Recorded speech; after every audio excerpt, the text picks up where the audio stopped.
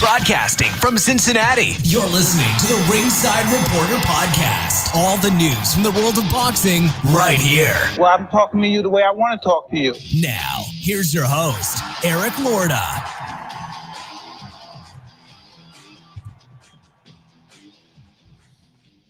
And we are live. Welcome to the Ringside Reporter show, where we talk about the latest boxing news. If it's related to boxing, we're going to talk about it right here.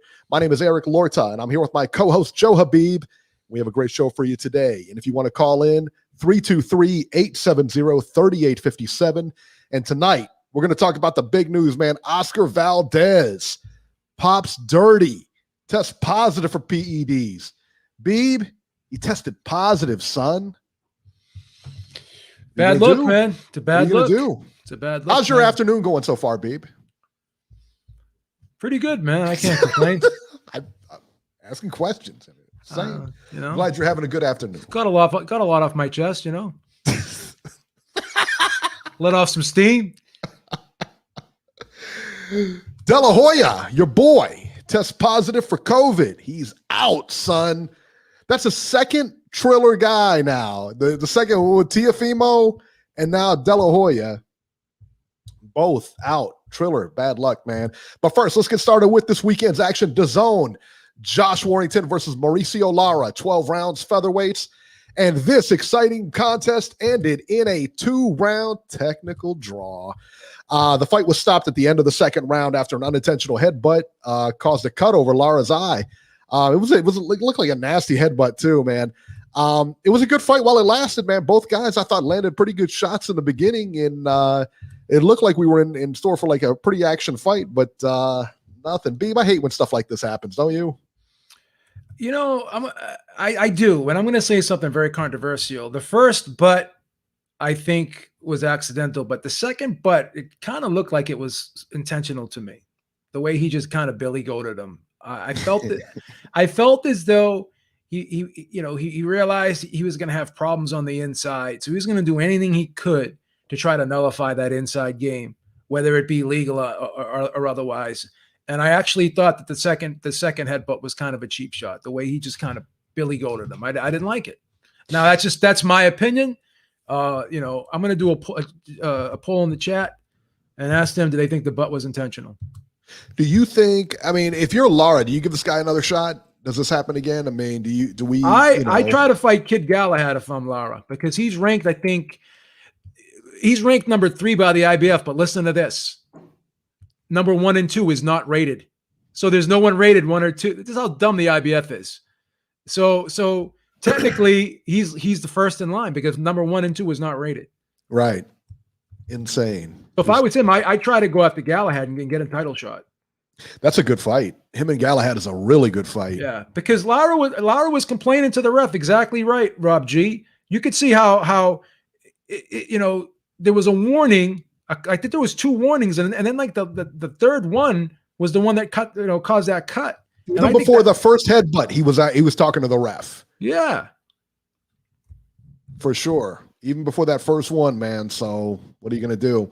So Josh Warrington is going to look for a rematch here, and Lara, I don't know what they're going to do. My guess is they'll run it back. I don't know where they run it back at. But now let me ask you this: if you're Lara, do you go back to the UK? Because the ref should have done something. You should have taken points away. You should have done something to discourage and deter Warrington from leading in with his head like that. I honestly think that was intentional, in my opinion. Yeah, I don't think. That's the thing, man. If I'm Lara, I don't go back to the UK. No. I already gave you a shot. We gave you a shot in the UK. That's it. You're done. Yeah, go to wherever. You know. The co-main here was Katie Taylor versus Jennifer Hahn, 10 rounds for the undisputed women's lightweight title. Katie Taylor wins by unanimous decision over Jennifer Hahn, 100-89 on all scorecards. Listen, this is kind of getting redundant for Katie Taylor. What is she going to do here, Beeb? Does she stay at this weight? Who's there to fight? Amanda Serrano doesn't want to fight her. Nobody wants to fight her. Well, they got to do something and try to get Amanda Serrano in the ring. If they can't get Serrano, she doesn't want to fight her. What are they going to do? I don't know. Do you fight Tasha Jonas again? Eventually, she's going to move up for legacy, right? and fight. She's got to do something. And fight McCaskill, right? She's already beat McCaskill once. Why not move up to? I mean, she's got a lot of options. Don't get me wrong. So I mean, she can do anything. She can do anything. She's making a ton of money, right? But I think for fan wise, if you're watching Katie Taylor, you're going to want to see her, get tested a little bit more than what she's been doing. Yeah. So I don't know. What was it? Notorious said minus 10,000 favorite Katie Taylor. And she still can't stop these women. Listen, man, Katie's knocked people out. I think, hasn't she? She's not Clarissa Shields where she has not stopped anybody. But the 2-minute rounds kills them. Yeah, I'm not a big fan of it. I hate it. It makes no sense. Makes no sense, man. I guess Lara's going to be out for a while with that cut. But it was a bad cut. It was a bad cut in a bad spot. Yeah. Okay, so they're going to look elsewhere for a fight with Warnington. Yeah. Yeah. So we'll see what happens. Yeah. The fight of the night for me, and the one I really wanted to see on this card, was Conor Benn and Adrian Granados. Conor Benn won the unanimous decision over Granados by the scores of 100-90, 99-91, and 97-93. Listen, man, Granados was there to fight. He always comes to fight. He's always in shape, but Benn was just, to me, the biggest difference here was Benn was just too strong for him. I really believe that. To me, that was the big difference, man. Granados is always, I've always said he was a 140, not a 147. He's never been the same at 147. And that being said, Benn fought a good fight. He kept the pressure on. He basically beat Granados at his own game because pressure is Granados' game. And I tell you, we followed Benn from the beginning of his career, obviously, till now. He's made a lot of improvements. He looks good. I didn't know how good he was going to be, but he's looking pretty good. What's next for him? They're talking about Adrian Broner, which I don't think is a bad fight. Avanesian, I think, would be a good test. That would be a good test.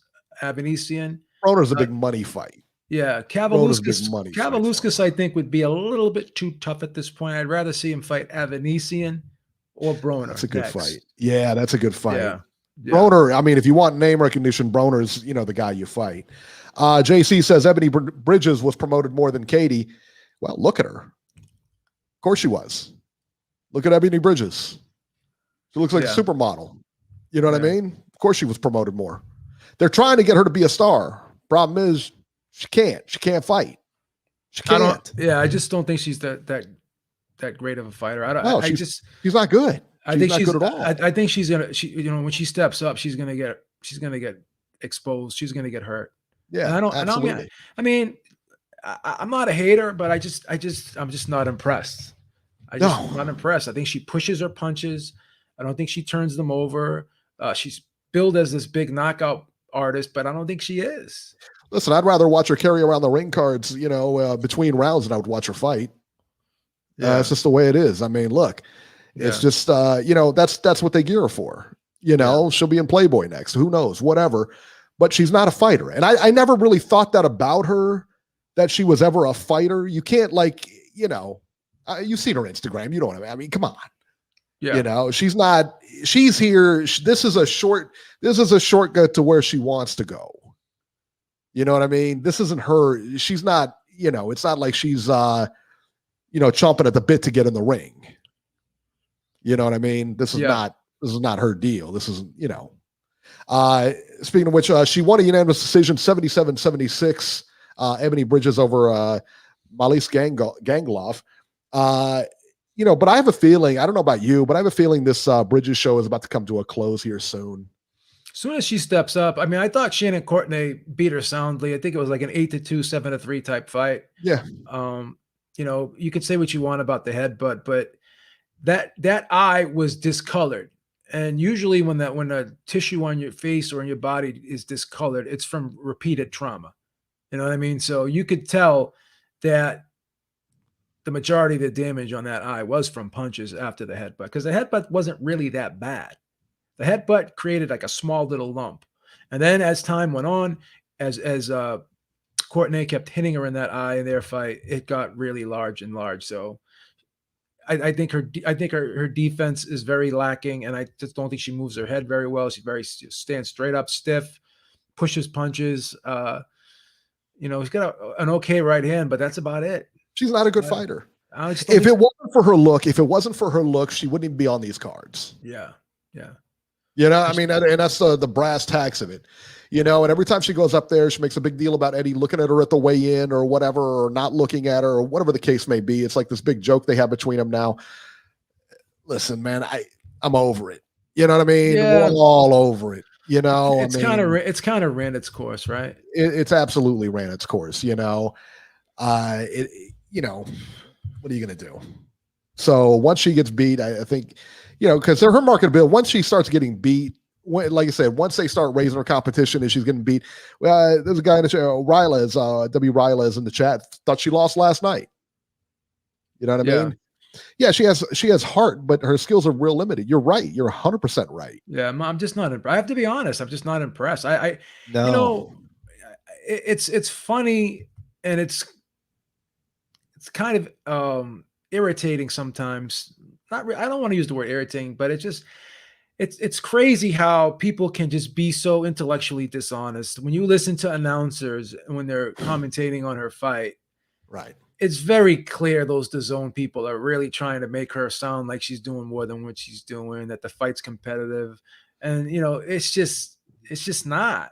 You know what I mean? It's just not. I think you have to, as a promoter, know what you have. And you've got, you know, when you look at her, she's definitely a star potential. Not for boxing, though. Yeah. She can be on reality TV or whatever the case may be, but she's not a boxer. And she's going to be 36 years old soon. Like she's got a small window left to make something happen. All right. Go do something. You'll make much more money at something else than you will here. Trust me. You know. So yeah, not trying to be negative, not being a hater. Like go out and do, you know, fight as many of these types of opponents as you can to make money if that's the case. But at the end of the day, you know, I just don't see her ever becoming a champion and beating someone of top caliber. I just don't. Notorious VC said it's OnlyFans time. Yeah, it's crazy. Would you buy her if she was on OnlyFans? I don't want to sound bad, but I'm not. I don't really find her that attractive. She's not my type. I think Shannon Courtney is much prettier than her, to be honest with you. I would buy her on OnlyFans too. She's not my type, bro. I got to be honest. Not mine either. No, not at all. Not even a little bit. Not even a little bit. All right, let's go to the phones. 530. Robert, what did you think of the fights on last night?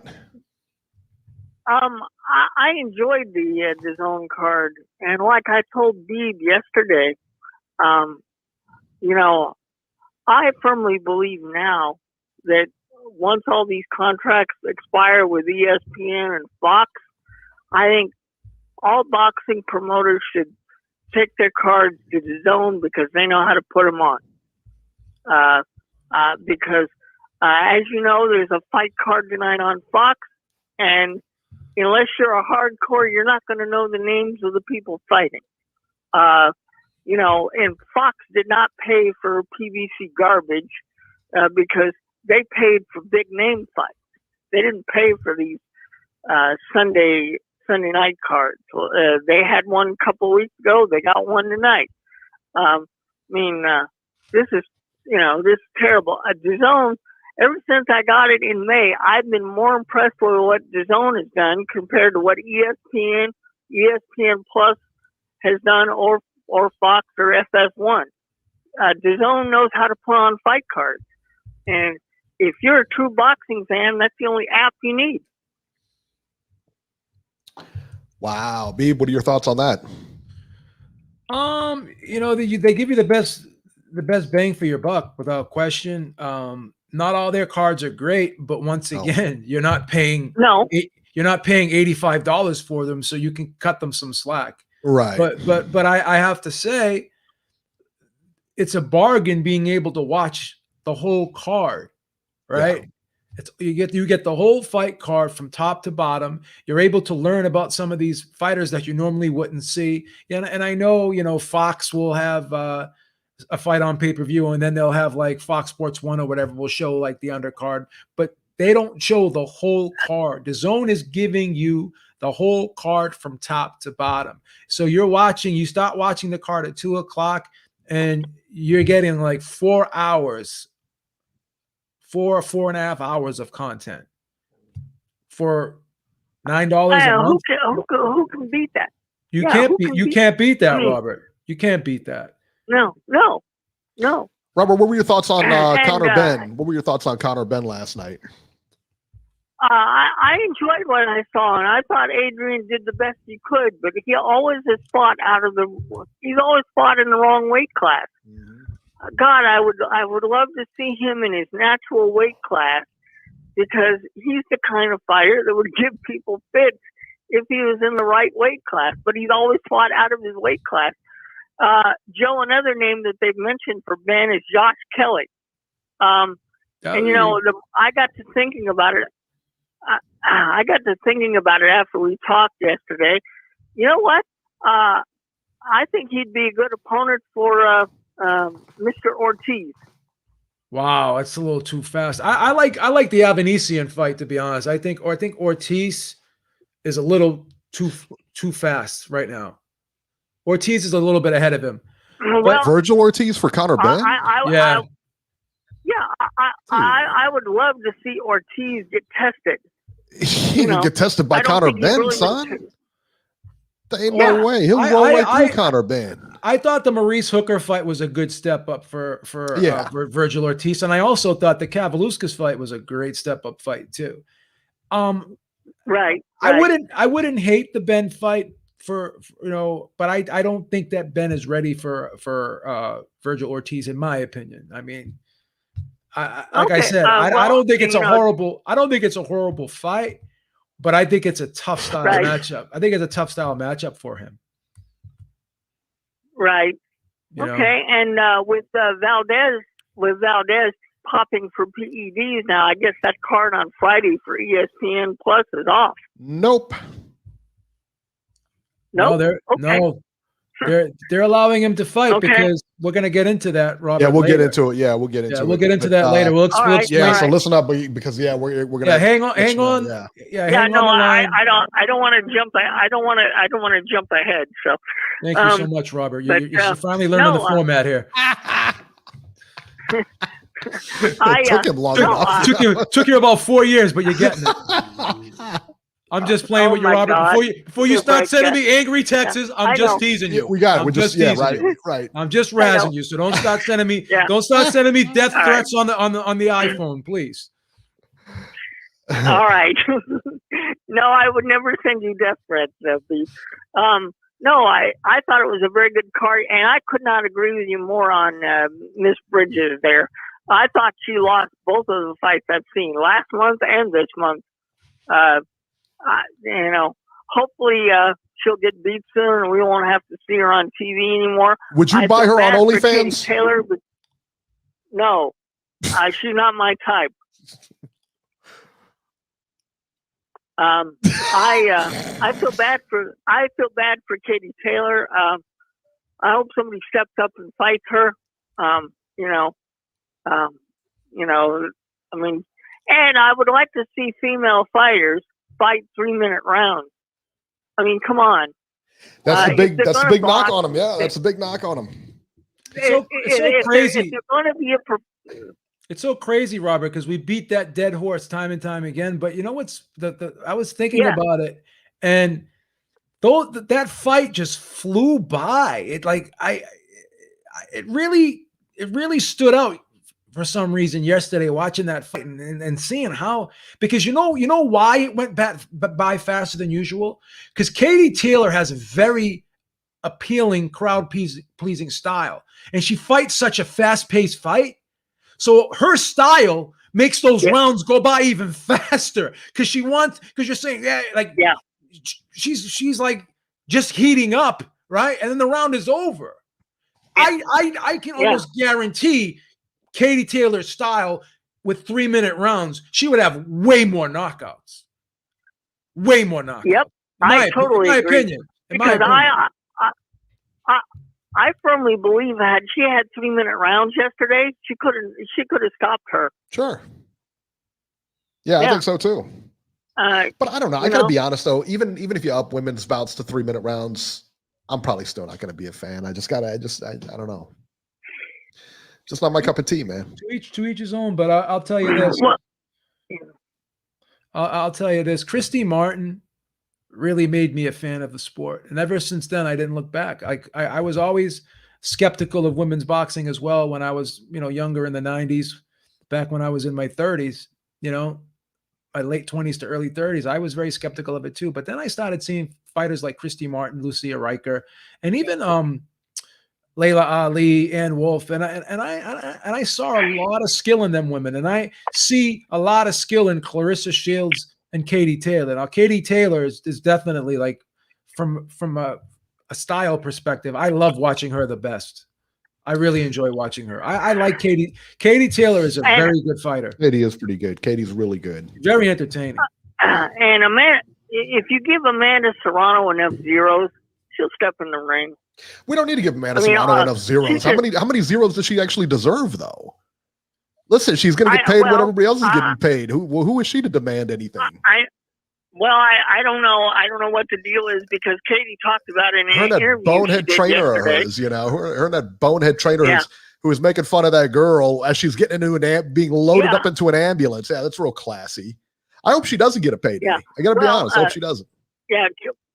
Well, no, but Katie talked about it yesterday before the fight, Eric, and she said, look, I'm going to fight whoever anybody puts in front of me, but I want to be on. I want to be in an important fights that are going to make history for women boxing, and that was one of the people she mentioned. So there you go. All right, Robert, I'm going to put you on hold, so just hang on, and I'll bring you back. All right, so let's see here. Let's talk about the upcoming fights here. So yeah, this is and we're going to get into this in just a second here. September 10th, and looks like there's a couple. Yeah, all right, there's a couple. All right, so September 10th, Tucson, Arizona on ESPN. Oscar Valdez versus Robson Canseo. 12 rounds for Valdez's WBC junior lightweight title. Junto Nakatani versus Angel Acosta, 12 rounds for Nakatani's WBO flyweight title. Gabe Flores Jr. versus Luis Alberto Lopez, 10 rounds, junior lightweight. Xander Zayas on the card against the dreaded TBA, and that's 6 rounds middleweights. He's another one that everybody ought to keep their eye on. If you haven't seen him, go watch him, Xander Zayas, and hopefully they'll show him on that ESPN Plus card. September 10th on ESPN Plus from Paris, Tony Yoka versus Peter Malice, 10 rounds heavyweights. And there you go. September 10th on DAZN from Austria, Filip Ergovic versus Marco Radonjic, 12 rounds heavyweights. And September 11th from LA, Triller Fight Club, Evander Holyfield, Beeb, versus Vitor Belfort, 10 rounds light heavyweights. Anderson Silva versus Tito Ortiz, 8 rounds cruiserweights. David Haye versus Joe Fournier, 8 rounds heavyweights. Andy Vences versus Joan O'Carroll, 10 rounds junior lightweights. Just so I understand this correctly, I believe that all of these are going to be 2-minute rounds, with the exception of maybe the Vences-Carroll fight. The Holyfield-Belfort fight is going to be 2-minute rounds. I believe the Silva-Ortiz fight, it's an exhibition, I think, so I believe that'll be 2-minute rounds.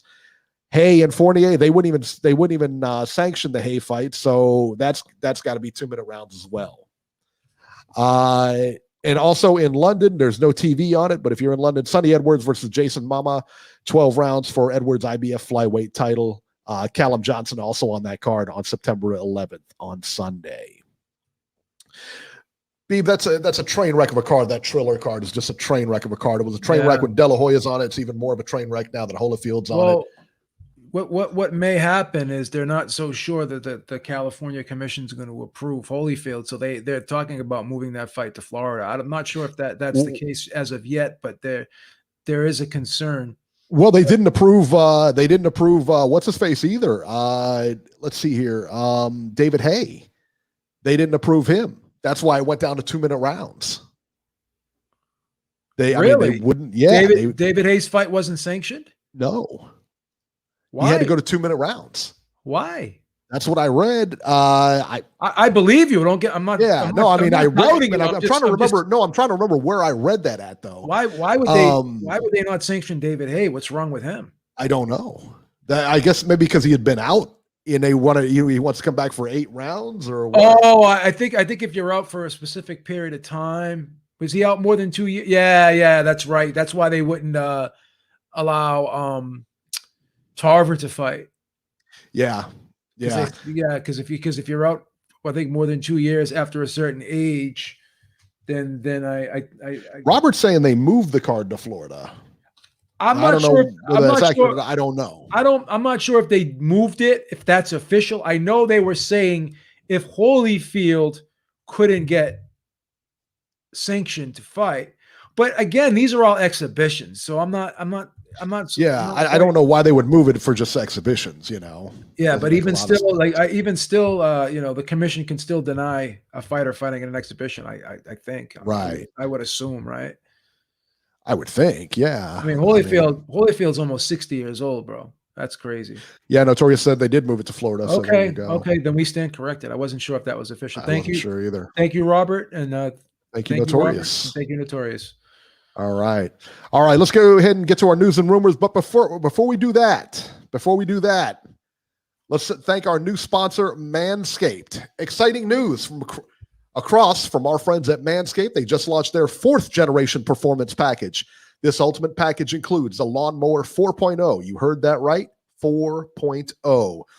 The leaders in male grooming have done it once again in taking your grooming game to the next level. Join the 2 million men worldwide who trust Manscaped with the new Performance Package 4.0 by going to manscaped.com for 20% off free shipping with the code Ringside Reporter. Ringside Reporter, one word, 20% off free shipping.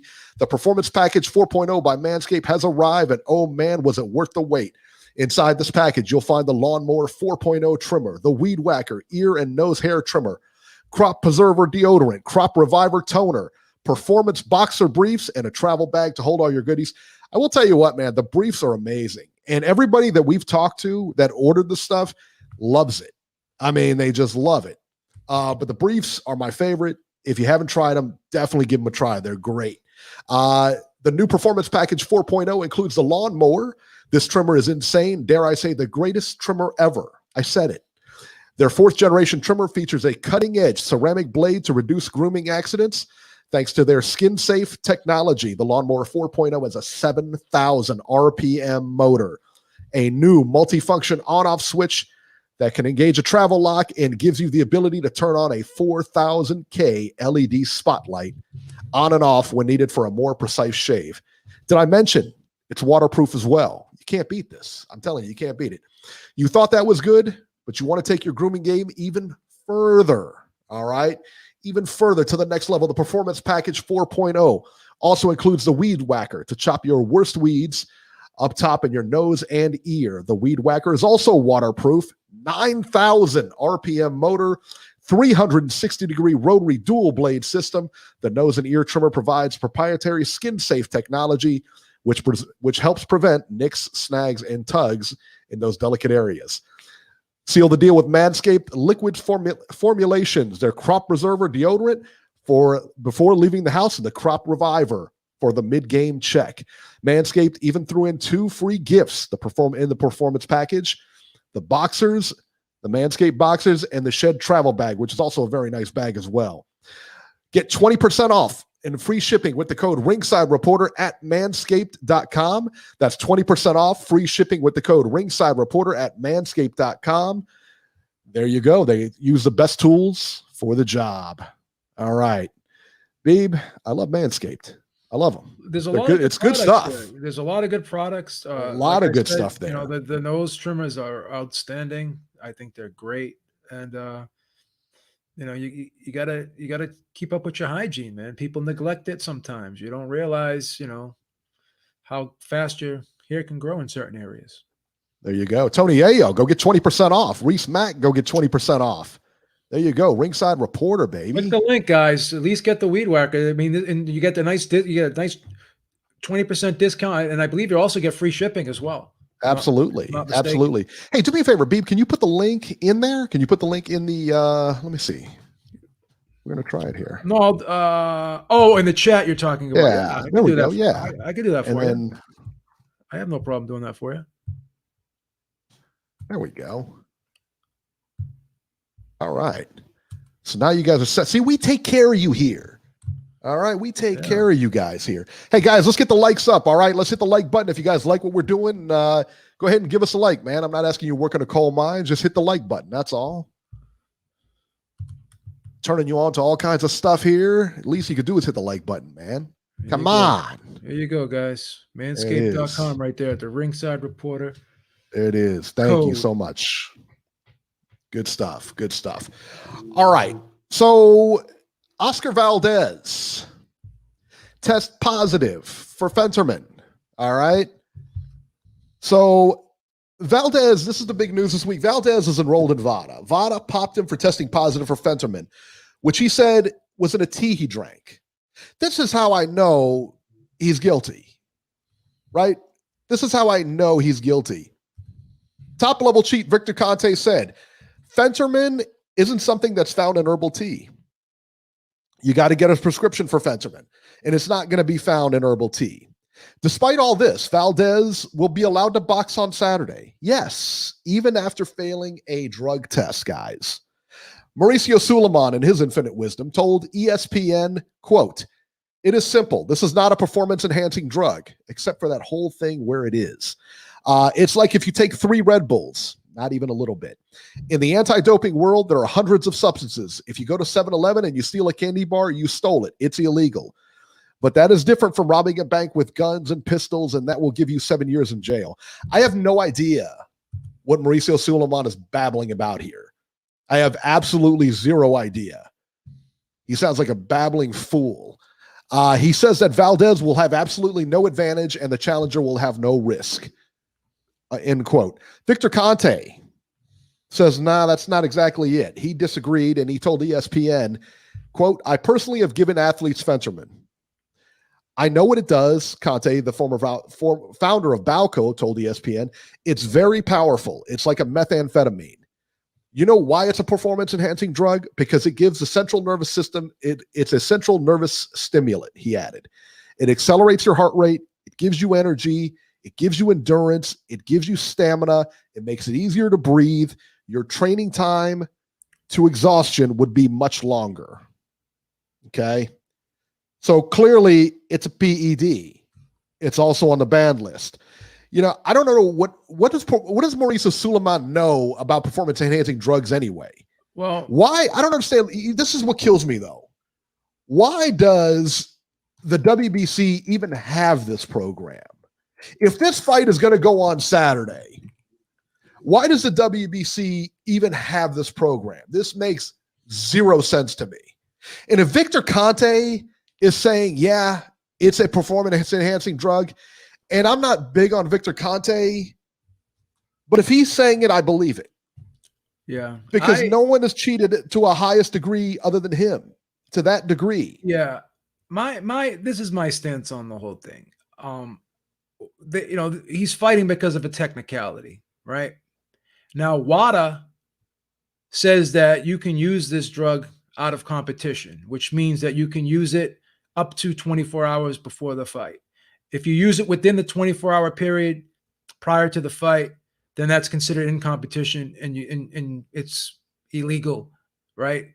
That's how they state it, in their protocol on their substance list.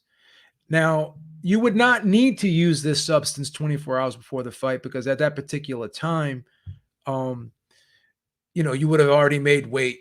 Now, I can see what Victor Conte's saying. I disagree with it, and I've looked at some studies, and I think this drug is on the banned substance list because it's dangerous.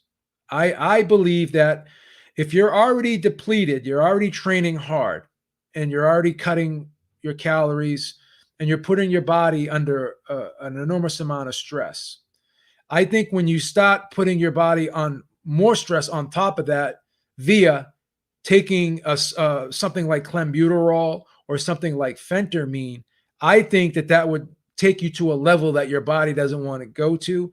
And I tweeted out a study, and I read a study that they did a study with the Clenbuterol with rats, and long-term use of the Clenbuterol actually impaired the athletic performance of the rats. They put them on a like a wheel. They had them doing endurance type stuff, and they performed significantly worse than the rats that didn't have the Clenbuterol. So my take on stuff like Clenbuterol and the phentermine is, I think Clenbuterol was for horses, right?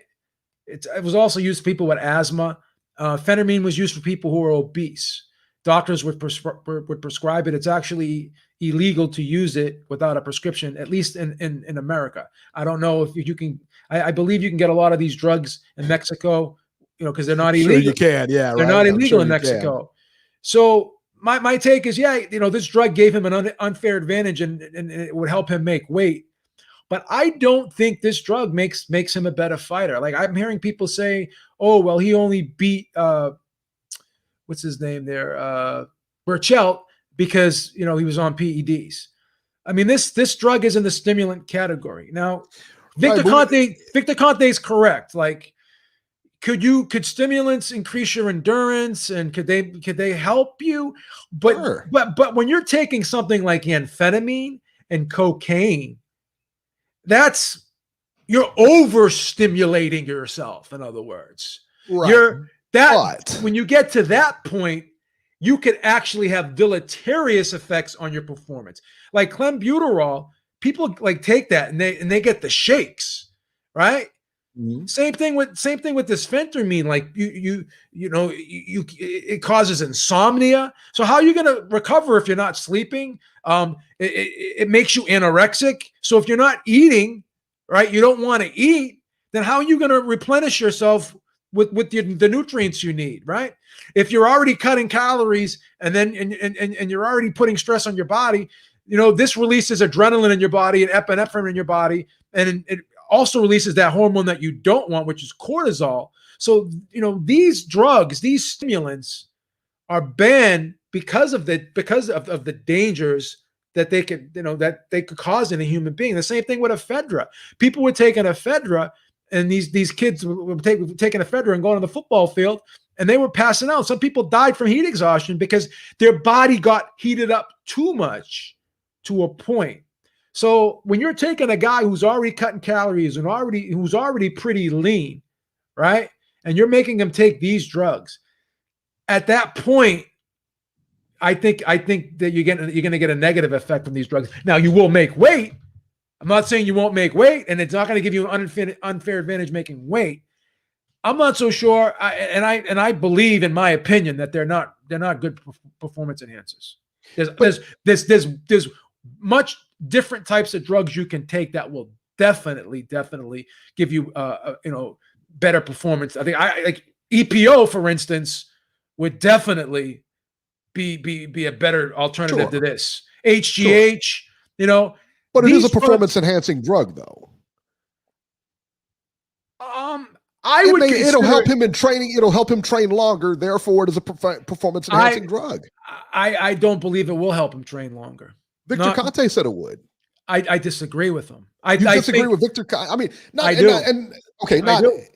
Victor Conte is a scientist who put Barry Bonds and all these guys on his stuff. Yep. I disagree with Barry Bonds. I disagree with Barry Bonds because I can show you studies that will show you that these stimulants have had deleterious effects on people's performance. There is a counter argument to it, Eric, is what I'm trying to tell you. Gotcha. I'm not. If you agree with him, that's fine. It's like I think I take the other side. There's two sides to it, right? I take the other side to it because no one's gonna like phentermine is a drug for obesity, right?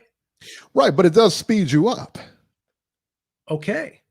But is that what you want? Do you want your heart feeling like it's going to rip through your chest do you want to be nervous before a fight? Do you want to before the fight? It's in training. Do you when want? he's taking it. It's the same thing as taking a workout supplement. If you took those workout supplements, we talked about this earlier. But taking those workout supplements, and then all of a sudden your heart's beating, you're ready to go. You're just like, oh, I can do this, you know. But this is too much. This is too much of a stimulant, in my opinion. It causes too many negative. In other words, what I'm trying to tell you is, from the research that I've done about these two drugs, and I know a lot about Clenbuterol, and I've seen people take Clenbuterol. You know, I've actually taken one tap before, and I felt like I was going to take a heart attack. I'm not lying to you. Like when I was 28, someone gave me one, and I would never take one ever again. I just felt it's like you get when your heartbeat is like going 120 beats a minute. That's scary. It's fucking scary. So I understand what you're saying in theory, in terms of, you know, stimulating, giving yourself energy and all that. I understand that, but when you deplete when you put an excessive amount of stress on your adrenal glands too much, you're actually going to fatigue yourself. Like when people have too much caffeine, what do they say to you? I'm getting tired. I feel weak, because they're too stressed out. So these drugs are just too powerful. So there's not a certain dose he could take that would optimize that? There's an argument for that, but I think already when you're taking a depleted athlete who's already put his body under a lot of stress, and then you add this drug on top of that, I think it's too much to handle for somebody. And let me say this too. I refer to Victor Conte as I know he's not a scientist. He's a mad scientist in the sense that, you know, again, he created, he's the founder of Balco. He created all these, HGH, and I don't know if he created HGH, but anyway, he created all types of different ways for people to cheat in professional sports, including boxers and everything like that. Heredia has disagreed with Conte on certain things. I'm not discrediting. Isn't Heredia a cheater as well? Yeah, they both are. I'm not discrediting Victor Conte. I'm not saying everything he says is false. I just disagree with him on this. Let me ask you this. Did he violate the protocol? Should he be fighting? I would strip him. Oh, right? I'm not defending 100%, him. right? My whole argument is people are saying that, you know, he beat Burchell because he's on PEDs. Now, if you want if people want to believe that, they can believe that. You know, and some people will have theories to support what they're saying. I just don't see it that. I just don't look at these particular drugs as like, I think, you know, if you were to take a caffeine, ephedra stack, a caffeine, ephedra, and an aspirin stack, I think you'd get much more benefits out of that. Like people used to tell me, you know, they used to shake, they would lie down and they'd be sweating and they couldn't fall asleep from it's just too much, bro. It's too much. Well, again, we don't know how much he was taking. We don't know what he was taking. We don't know. This all is we know is that he opinion. took it. Right. My opinion, and I do have some scientific data to back it up. But then again, there's always a counter argument. There's always two sides to any theory. Right. I'm not saying that my theory is ironclad. Either way, though, I think you and I can agree. Either 100%. He should be stripped. I would strip him. Yes. Right. Yes, you should. You know why? Because, you know, I don't think you should be taking drugs like this because, you know, they're dangerous and you're gaming the system because your opponent has to make weight the hard way and you're taking a shortcut to make weight. I am not disputing that this does not give a fighter an unfair advantage to make weight. I'm not disputing that. Right. But the scary thing about it is all you have to do, right, is when you watch these UFC weigh-ins and you see these people, like there was a girl that got up on the scale. She passed out. Fainted, yeah. They want to faint. Now she made weight. She made weight. Couldn't fight, you know. Same thing with Eric Morales. Now, Eric Morales was allowed to fight the rematch with Danny Garcia when he tested positive for Clenbuterol because they believed the meat excuse, right? And in the rematch, he did worse than he did in the first fight. He got knocked out.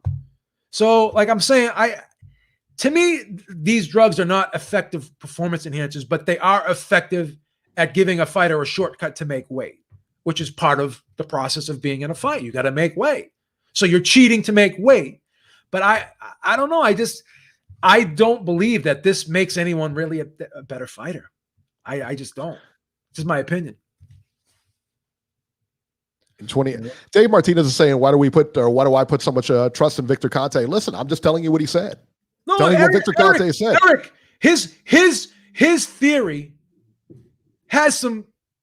In theory, it's not wrong, right? Because when you do stimulate the central nervous system and you do release adrenaline, the fight or flight hormone kicks in. But here's the problem, Eric. When the adrenaline is good to a point, that's why they call it fight or flight, right? Because when you get your adrenaline too high and the anxiety kicks in, that's fear, and you run. You see what I'm saying? So if adrenaline could be a good thing and it could be a bad thing. Right. So my stance on these drugs is I think they take you past the fight stage and put you into the flight stage. They put your body into survival mode, because then you don't want to eat when you're on these drugs, because they're strong appetite suppressants. They used to use methamphetamines also, didn't they?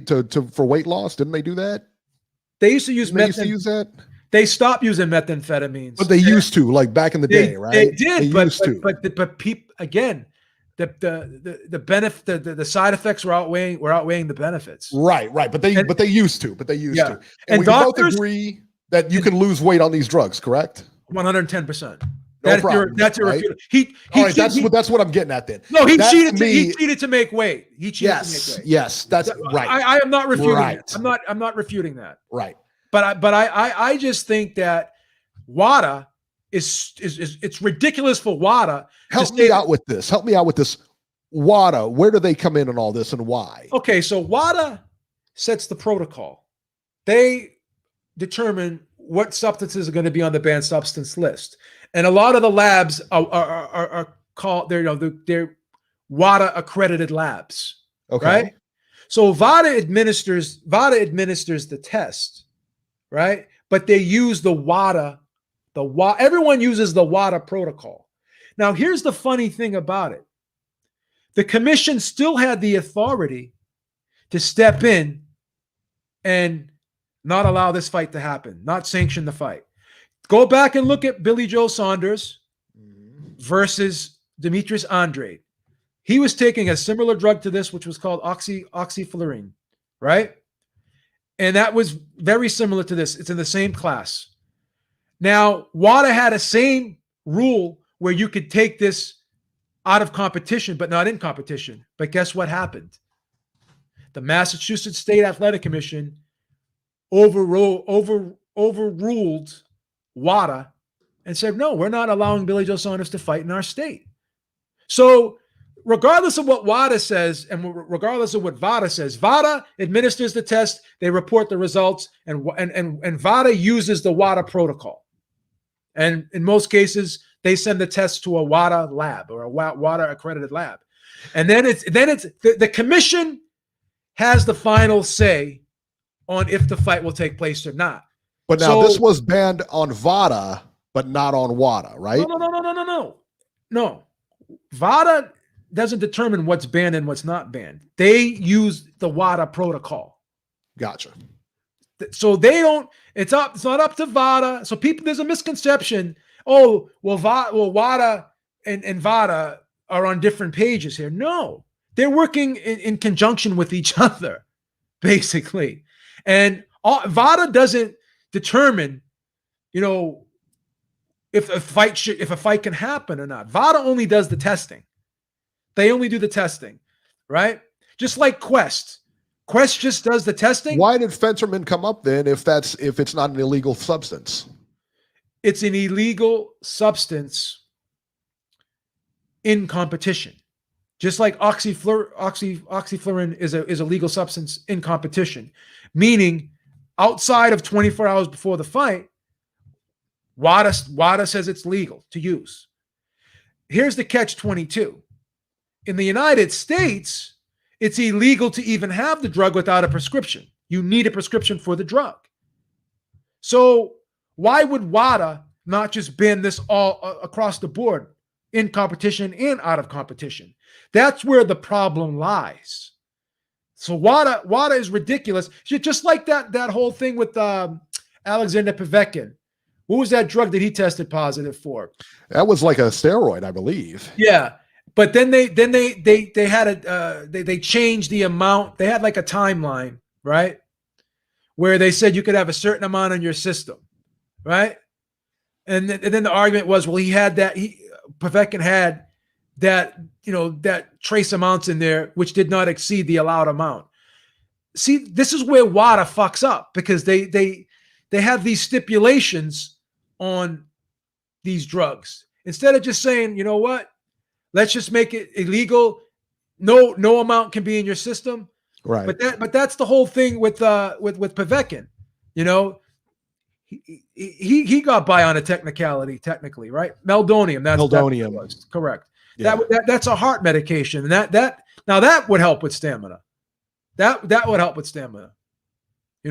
So basically, my problem is WADA. Why would you not just ban this drug in competition and out of competition? Because there's really no need to take it. You would never take this in competition for what? You would never need to, because you would have already made weight. So that's the ridiculousness of it. But shout out to the Massachusetts State Athletic Commission, because they said regardless of what WADA says, we're not going to let Billy Joe Saunders fight in our state because we don't believe he should have been taking that drug. We believe he cheated to make weight. So the commission could have stepped in here, regardless of what the WBC wanted to do, and they could have said, we're not going to sanction this fight. So the commission, if you want to blame anyone for allowing this fight to happen, you blame the commission, and blame the WBC for not stripping him. Canelo tested positive for Clenbuterol. Valdez tested positive for fentanyl. Luis Neri had tested positive for something else. And they're all Clenbuterol. I believe, and they're all in that Reynoso camp. All in that Reynoso / Canelo camp. And I don't want to sound like a jerk here, but they're all Mexican fighters, and I'm thinking it's very easy in Mexico to obtain these drugs. You mean by eating steak? And and it's harder to get these drugs in the United States. Isn't that what they claimed? Herbal tea and steak. That's how they were getting the That's how I know you took it, because you said herbal tea. That was what you gave us. That was the explanation. Herbal tea. Yeah. See what Dave Martinez just said. He said, "I heard a doctor talking about this drug, and it's nothing with Victor." Yeah, it's a stimulant. It's a stimulant. All right. Yeah. Bottom line, it's a stimulant. Yeah. We get it. I'm going to be honest with you, though. Listen, we all know what it does. I understand it speeds you up. Yeah, I'm going to be honest with you, though. I think Victor Conte, I think he embellishes some of this stuff sometimes. I think he really I think he embellishes. He makes these drugs sound like they're more than what they really are, in my opinion. I think he embellishes, because doctors don't talk about this drug the same way Victor Conte talks about it. Scientists don't talk about this drug the same way Victor Conte talks about it. When they do studies in labs, they're getting something totally different than what Victor Conte is saying. So. Mad Dog Ace said Neri was not with Reynoso when he tested positive. So. I'm not sure about that. Yeah, I don't know either. Well, anyways, he was in the camp, whatever. But there was another fighter as well too, but I don't know who it was. So someone told me there was 4 fighters. So I don't know exactly, who they are. But the media should be quoting Troy Smoke Alarm says that the media should be quoting anti-doping researchers, not a convicted criminal, Victor Conte. It's not even the case. Like I said, again, we know what it does. No, I mean, I'm not saying Victor Conte is 100% incorrect here. I just think that I just disagree with his analysis on the effectiveness as this drug as a PED. I think he's overstating it, in my opinion. That's all. There you go. 805. 805, you're live. At the same time, then maybe you're not. Is that Nacho, 805? I guess, yeah, 805 is what I thought. Put him back on again. See what's going on here. Hey guys, what's up? What's up, man? What are you doing? What are you watching? Menace? Brazzers? Are you watching Menace to Society in the background here? He was. Break yourself. Is that what you were watching? Break yourself. Did he have a drive-by scene? I'm hearing like a background of like yelling and screaming. Like, what is this, Menace to Society here? Were you Please. watching Menace to Society? Break yourself. Break yourself, fool. No. Give up them Daytons. Give up them Daytons. Dayton's. Jesus Christ, Steve, Nacho. it's not Menace to Society. Pull yourself together, It's Steve. a documentary of Rick James. All right, so I was just Documentary listening of to you Rick guys James. talk about you guys were talking about Valdez. Like on Twitter a few days ago when the whole news came out about that whole situation, Memo Heredia was over here trying to basically say that he basically gets the benefit of this drug that he got caught with, according to him, even up to 2 weeks out from the fight. So even if he stopped taking the phenamine or whatever the name of the drug is, if he stopped taking it up to 2 weeks before the fight, he would still have all this so-called increased energy, stamina, Yeah, that's incorrect, and Nacho. endurance. That's incorrect. And then later on, I saw the information, and I was like, wait a minute, this guy's full of shit. Like, the drug, the effect of the drug does not last that long. I don't even care. Out of your system in 2 days, Nacho. effect Out of your does not system in last 2 that days. long. It's out of your system in 2 days, Nacho. Yeah. Yeah, and Memo Heredia is over here bragging about it lasts up to 2 weeks. Yeah, because they're I'm like, embellishing. oh, dude, They're really? embellishing. Come on. Yeah, both of them are embellishing. Yeah. You know why? Because it makes them. If they sensationalize the story, what does that do? It gives them attention. Sorry, that's what they're looking for. Yeah. Yeah. No, I mean, yeah, that's what I figured it was once I found out that what he said was a complete fabrication. Like, there's no way it stays in your system that long. I mean, I'm disappointed that he got caught, but I think it's a horrible look for Top Rank and for him to go through with the fight. It's I awful, genuinely yeah. think that they should have done something else. There's no way you can go through with this fight after everything that just happened. Like, it's just a horrible look for them and Valdez, and Valdez coming out and trying to basically say, "Oh, well, I didn't know that I took something and I would never." It doesn't really matter at this point. The court of public opinion is basically labeling you as a drug cheat. Well, he is. I mean, there's no they question should've about it. His literally- A and B sample were both positive. Yeah. And he blamed it on herbal tea. Of course he did it. Yeah. There's no question about it. So it's just a horrible look. Yeah, it's just a horrible look, and I don't understand why they're going through with it. But like someone says, the money talks and everything else walks. So I think that's really the only reason why they're going through with this whole situation. Yeah, it's disappointing, but I mean, what are you going to do? Not much. And then with the yeah, exactly. And then the fights yesterday, man, it's crazy, but I think Josh Warrington, no matter what he does, he's never going to be able to beat Lara.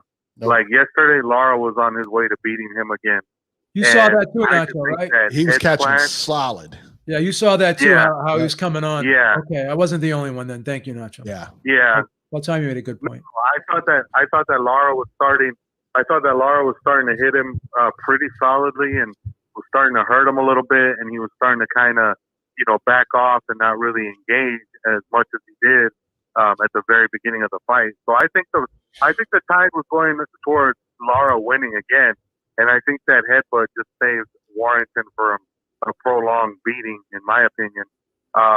So I mean, they're talking about making a third fight, but yeah, I just think Lara has the guy's number. Yeah. I just don't think Warrington can ever beat the guy, and I think it would be a bad mistake to go into that fight again. I think Warrington needs to fight somebody else before he even thinks about trying to fight Lara again. And then Conor, Benn, and Granados. I was a little surprised that Granados was able to last the 10 rounds. I thought Benn was going to take him out earlier. I just didn't think Granados had much left. And I was surprised that Benn was not able to get out of there. Granados is a tough guy, man. I just think that his corner. He is, but I mean, he's kind of getting shop worn though, Eric. Like, this isn't a fresh guy who's like in his mid-20s. He that hasn't boxed taken a lot of little bit more punishment. too. He This boxed is a little bit dude in more. his He was 30s. on the back foot a little bit more yesterday than I'm used to seeing him for sure. And I think that's for sure. Here's a problem I have when a fighter is fighting, and this is just my pet peeve, and this is just my opinion. When I see a fighter turn his body, oh shit, I almost fell. Turn his body. It's a balance, man. Turn his body where he's giving someone his back. Now, I'm not going to say he gave Benn his full back, but you know how Floyd used to do the shoulder roll sometimes, and especially in the Hatton fight, where he essentially gave him a good portion of his back and turned his head the other way. It was almost as if he was giving Benn his back. And that, to me, is not an intelligent way to defend yourself. It's not the Marcus of Queensberry rules. I don't think you should ever turn your back to your opponent when you're fighting. And he was basically turning away, being beyond negative, in my opinion. I'm sorry to interrupt you. No. I mean that was tough. That was tough to watch because it was just so unlike Granados in that, like, you've never seen him get on his bicycle the way he did yesterday. I was very surprised that they told him to employ that style last night. I thought he would have engaged a little more, and that's why I thought Benn was going to be able to take him out. But for him to kind of get on his bicycle and, like you said, be like negative in a lot of ways, I just think that's a bad look for Granados. Oh, but yeah. Who knows? Maybe he figured this is the way he can. Maybe this is the way he figures he can continue his career as a viable opponent if he, circles around the ring and just kind of pot shots guys and, boxes off the back foot, because it's obvious that it doesn't look like he's going to go back to being that guy who's going to, go inside and fight guys on the inside very much anymore. I think this is kind of probably what you're going to see from him now on. So I think Benn, hopefully they get him a opponent who's a little more engaging next time, because this was tough to watch. But listen, man. You're looking at an opponent who's engaging. You're going to look at Adrian Granados. That's how he fights. He's a pressure fighter, just like Benn was a pressure fighter last night. Listen, man. It is what it is. That's not on him. No, I know. Yeah, that was more on Granados as far as like the style he chose to fight in. Yeah, for sure. I will tell you this though. I've never seen anybody happier after a loss than Adrian Granados was. He was thanking all of the British people. He was taking pictures and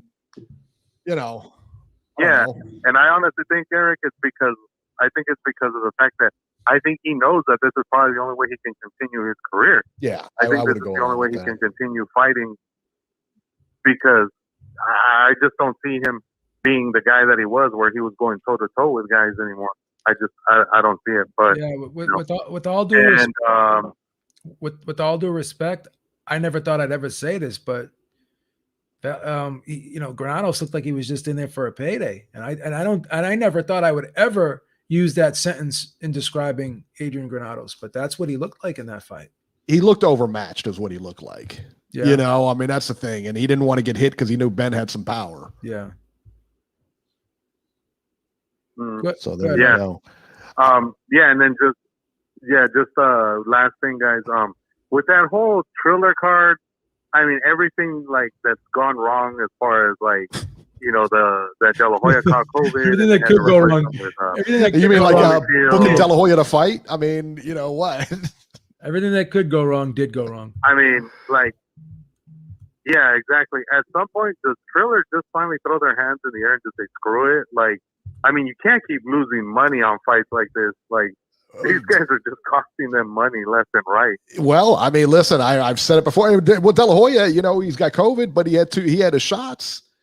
They said he had his shots and everything like that. He still wound up in the hospital.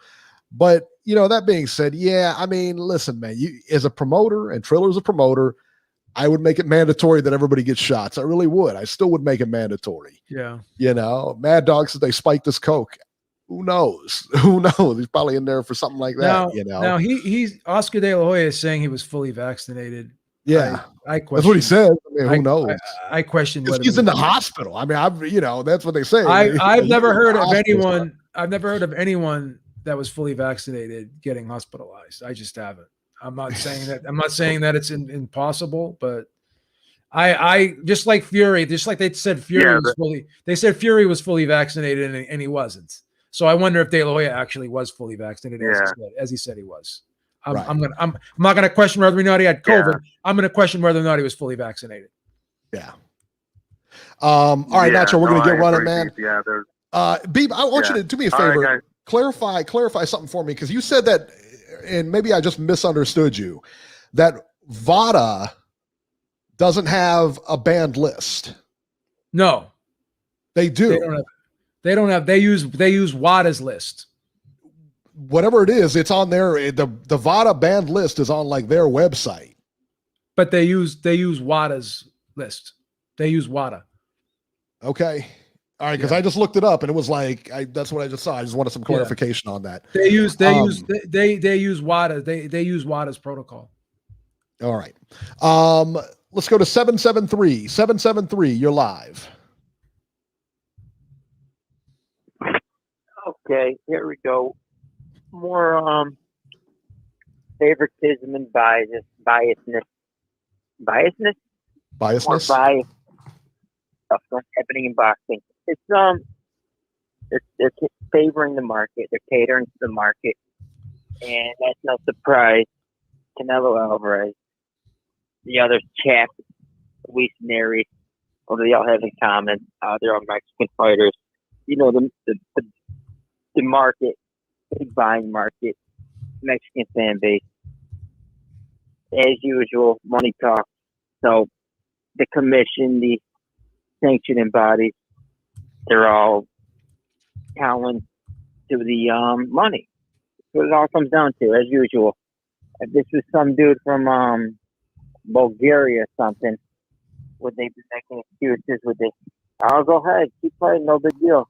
Of course not. Of course they would. And this is the problem with boxing. Some people are more equal than others. And I've been saying it for ages. And it's the same thing over in Britain. When I said it with Tyson Fury when he failed the drug test, people were trying to make excuses, and no, that was board meter. The same thing. Follow the money. It always comes back to the money. So, horse shit, drug cheap. And if it wasn't no big deal, then he wouldn't be taking it. Okay, if it didn't do anything, if it didn't help him out, then he wouldn't be taking it. Failed the drug test. He's a drug cheat. Period. With a smoke their fire. Canelo. These are all masking agents, in my opinion, for them to take more advanced PEDs. I think that's what the problem is. I think that's what you guys are missing. They take these drug tests, and those are masking agents to take the more advanced, more potent PEDs. But absolutely horse crap. They're allowing this dude to fight. I don't care how much it helps them, how little it helps them. Failed it. There's not follow the rules. You break the rules. You pay for the rules. He's not even going to pay for anything. This is what turned me off from boxing, because it's a bunch of corrupt, political, money-driven bullshit. Well, that's not very nice.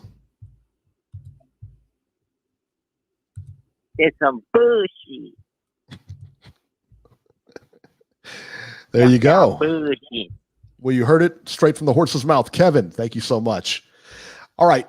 Andres Rodriguez, thank you so much. We appreciate it. And Aaron Daly, thank you so much. We appreciate it. Thank you very much. Can I read something real quick, Eric, so I can clarify? Please, yes. Something? Please. Okay, so this document contains the official prohibited list, substances, and methods of the Voluntary Anti-Doping Association. VADA guidelines concerning these specific substances and groups are intended to closely track I got you.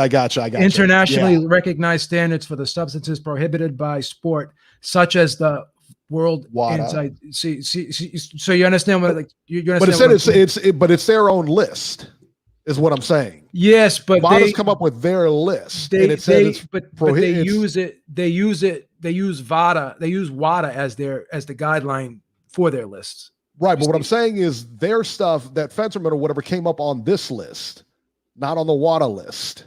Well, it's on both of the lists, basically. So they're gonna come up, if something's flagged, it's gonna come up on the VADA list, and then that they have a list of banned subs. That's the only way they would know to look for something. Well, so it came up on VADA's list. What they're saying is that, well, it doesn't come up on WADA's list, only in I guess what would you say, in sport? How did you put that? Well, they don't, but VADA doesn't have things like they just flag the drug. Right, but they have to have a list from which to flag it from, which is their list right here. But they get their lists from WADA. You see what I read to you? They use WADA as the guidelines to update their lists. So they're not going to put something on their list that WADA doesn't have, in other words. Well, what they say is right, but they say that substances are grouped intended to closely track internationally recognized standards for substances prohibited by a sport, such as WADA, the official prohibited list of 2019. Blah blah blah. Thus and so. But what I'm saying is what you're looking at right there. What I sent you was the VADA prohibited list. Yeah, and it's going to be identical to WADA's list. Is what I'm trying to tell you. Is they update their list based on what WADA does. That's how they do it. So they're using. So they only flag. They flag what's in. They flag. Hey, we know this guy tested positive. Here is the list. So you guys decide what to do with it. The commission decides what they want to do. Exactly. All right. Well, if WADA is saying there's no crime here, then why is this? All WADA did was tell the commission that this was in a system. That's all they have to. That's all they did. Right. That's all they did. Right, because it was on their banned list. So he flagged. They were flagged for that substance. But they're saying it has to be in competition. So what's the problem? Technically, what Valdez did is he didn't break any rule. I disagree with. I disagree with it too. My argument is I just disagree with the rule. Manny Gatillo, did you see this, Beeb? Thank you so much. Insane. Wow. Thank you so much, man. We appreciate that. Oh my God, Manny Gatillo. Wow. Yeah. Thank you very much. Yeah. Thank you very much. That's beautiful. All right. Jake Paul, we're going to move on from this subject. Jake Paul retired this week and then unretired the next day. Took to social media to do that. Now, the numbers, what everybody's interested in are the numbers for this fight. Now, they're not in yet. They don't expect them to be in until next week, early next week. Both Tyron Woodley and both Jake Paul are saying it's going over 1 million. I got to be honest. I think it probably will. They said this fight is trending really well. Yeah. You want to see a rematch? No, I don't. No, do you? I don't. I don't like what Woodley did in the fight, and I don't either. It bothered me because he could have done. He hurt him, and he did this in some of his UFC fights too. And again, I'm not in there. I know how hard it is, and I'm not insulting Woodley, but he's just so talented, and he has the ability to hurt guys. I don't understand how he just couldn't finish him at that time. Oh, my man, Coach Malachi's in the chat. Thank you so much for stopping by, brother. I love Coach Malachi, man. That's my man, bro. All right, let's see here. All right. The purse bid for Sean Porter and Terrence Crawford has been moved to September 14th. Apparently, they asked for more time, so it looks like they're trying to pound out a deal here. You think it happens? It's getting closer and closer, and it's like, I don't know now. I was tipping toward that side that says no way, but I don't think it's going to happen, and I think we're going to see Porter versus Ugas too, and I think we may see Crawford versus Virgil Ortiz. Wow, now, Crawford, yeah. Now let me ask you this: would you hate either one of those fights? What I hate, give me the fights again. Sean Porter and who? Well, you don't like rematches, so you're not going to like Ugas versus Porter too. No, I thought Ugas wiped him the first time. But you would like Porter versus you would like Crawford versus Ortiz, would you not? Would you like Crawford versus Porter better? I would like Crawford versus Porter better because I would really like to see Virgil Ortiz get some more seasoning before he steps in there with Crawford. I would like both fights equally. I like him. I like, don't get me wrong. No, I like the fight Ortiz and Crawford. I like that, but I'd rather see him get a little bit more under his belt before he fights that guy, fights Crawford. It's a big move for him.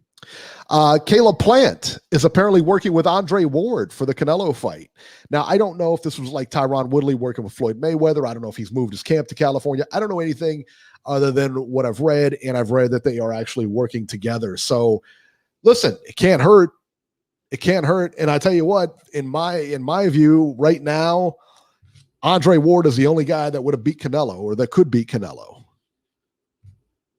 And he's retired. And I don't know that he's coming back.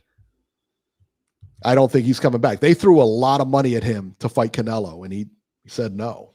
Yeah. And listen, man, you know what they said he is irritated with, though? Is Jake Paul. They said Jake Paul. Andre Ward is? Andre Ward is very irritated, yeah. Why? He doesn't like him. He doesn't. I think he sees him coming in, making a big payday, and he sees all the other fighters struggling to get to that point. You know what I mean? And these guys can just come in, main event, get these big paydays. Listen, I see both sides. It is. I do too. I never sit on the fence on anything, but this is one thing I kind of sit on the fence on. But I lean more towards we live in a free market economy. Anyone can do whatever they want to do. If people are going to pay to watch you, then you do what you do. You make that money. So what do we always say? I lean more toward defending Jake Paul than criticizing him. I do too. And you know what? I mean, what do we always say? It's get people to care, get people to like you, get people to dislike you, whatever. Just get people to watch. And that undercard was not bad. I like the undercard. The undercard I thought was good. I thought that was good. Yeah, no problem with that undercard. Uncle Phil says that Jake Paul is 10 times more famous than Andre Ward. He is. No question about it. Yeah, but I'm a huge Andre Ward fan. I'm a huge Andre Ward fan too. I absolutely love Andre Ward. There's no question that he's a bigger star than Andre Ward. In boxing, he's a bigger star than Andre Ward. Eric, he hasn't accomplished anything near what Andre Ward's accomplished. No. You get that. Everybody gets that. But he is a bigger star. If I go to 10 people and say Andre Ward or Jake Paul, who do you know? Guaranteed 10 out of 10. That's right. Be More Scientific says famous with who? The 12-year-old daughter? No. I'm telling you, man. I'm telling you, he's more famous than anybody. He's more famous than anybody you know. Trust me. Trust me. He just is. Just because you haven't heard of him doesn't mean he's not popular. Well, you'll find out how popular he is, and you have to find out how popular Logan Paul was when you looked at the pay-per-view numbers when Logan Paul fought Floyd Mayweather. Well, anybody selling that much money, anybody selling that many pay-per-views, they're popular. Yeah. That's it. It's long and short of it, man. Yeah. Bad Dog says, yeah, he likes Jake Paul because he's giving boxers their biggest paydays. Yeah. Yeah. I don't have a problem with Jake Paul, man. I don't. Uncle Phil says Andre Ward has not lifted gloves for 6 years and Jake Paul may win a unanimous decision. There you go. There we go. I don't agree with it, but hey, I tell you what. Troll all you want, man. It's good. It's good entertainment value for the chat, bro. I tell you what. Logan Paul and Floyd did 600K. I thought they did more than that. No, they did over $1 million. They did over $1 million. They did over $1 million. Yeah, there you go. Chris Arreola is now the favorite to face Dillian White next. Another Matchroom special by Eddie Hearn. I'm not down with awful fight. I am not down with that. Some sad news to report here. Jeanette Zacharias Zapata passed away passed away this week. Last week she was in a card.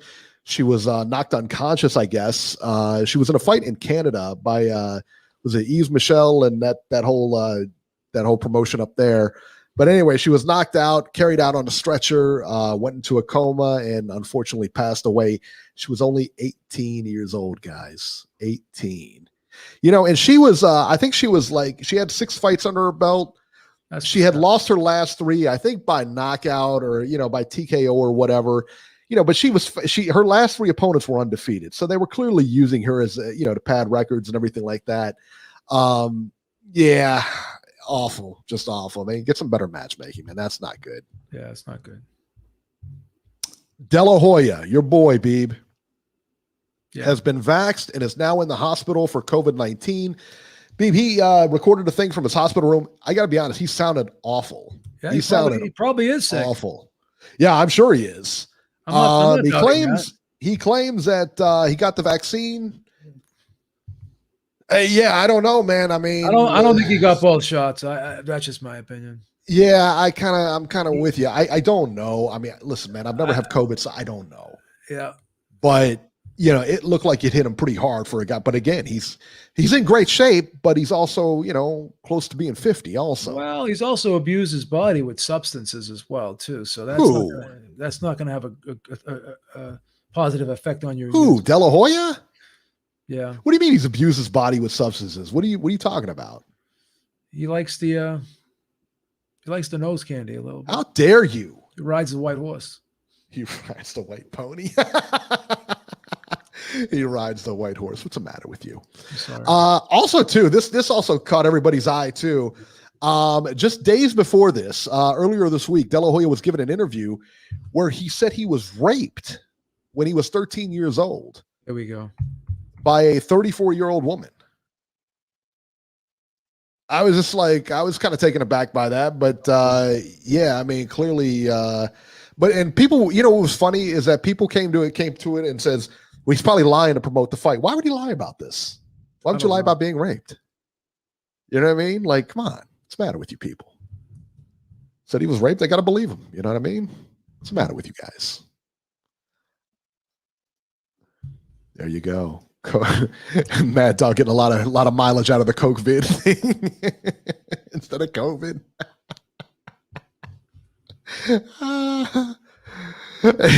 He said, ignorant boxer said, I got vaccinated for that reason. Now looking at Oscar like, what the. Well, again, supposedly we were told Fury was fully vaccinated and he wasn't. So. Yeah. Well, Oscar, I thought Oscar did admit that, or he said he was Oscar said he was fully vaccinated. So that's what they're saying. I mean, you could take what Oscar says with a grain of salt. He said a lot of, was he sober when he said it? I don't know. He also said he wasn't in those pictures too, so. Yeah. I mean, who knows? We'll find out that he was missing one of the shots. You watch. Yeah, he only had one of them or something like that. Yeah, we'll find out. We'll find out. All right, guys, that'll do it for this edition of Ringside Reporter. As always, you can catch Joe Habib on Twitter at jhabib1 and find our YouTube channel at ringsidereporterlive.com. And you can find me on Twitter at ringside73. Guys, we will see you guys next week. Have a good holiday weekend. All right, guys, take care.